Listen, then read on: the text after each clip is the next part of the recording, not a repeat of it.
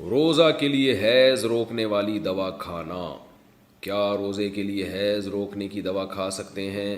قرۃ العین، جی کھا سکتے ہیں، کوئی حرج نہیں ہے، لیکن اس کے سائیڈ افیکٹ بہت ہوتے ہیں، تو بہتر یہی ہے کہ نیچر سے لڑائی نہیں کرنی چاہیے اور بعد میں قضا کر لیں اس میں جب اللہ نے اجازت دی ہے۔ روزہ افطار کا مسنون طریقہ، روزہ کھجور سے کھولنا سنت ہے یا سادہ پانی سے بھی کھول سکتے ہیں؟ نیز شربت سے کھولیں تو کیا حکم ہے؟ تہذیب صاحب امبور سے، پانی سے بھی سنت ہے، کھجور سے بھی سنت ہے، اور یہ جو شربت ہے اس سے سنت نہیں ہے۔ کیا تسبیح تراویح شرعاً ثابت ہے؟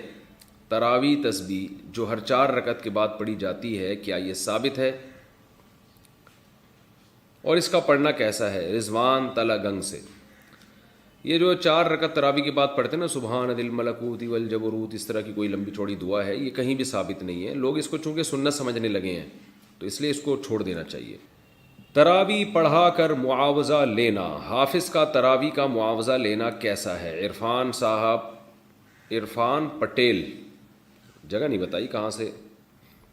دیکھیں حافظ لوگ جو تراویح کی اجرت لیتے ہیں نا، یہ بالکل حرام ہے، ناجائز ہے، اس کے جواز کا کوئی بھی قائل نہیں ہے ہماری رائے میں، جو اب تک ہمیں معلومات ہیں، اور اگر کوئی قائل بھی ہو تو اس کی دلیل مضبوط نہیں ہے۔ خالصتاً قرآن کی تلاوت، نماز میں تلاوت کی اجرت ہے یہ۔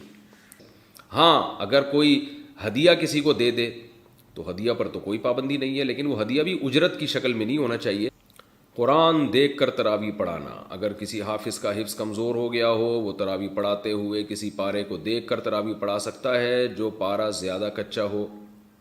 بنت عزیز احمد انڈیا سے، یہ امام احمد ابن حنبل کے نزدیک جائز ہے، باقی فقہا کے نزدیک جائز نہیں ہے۔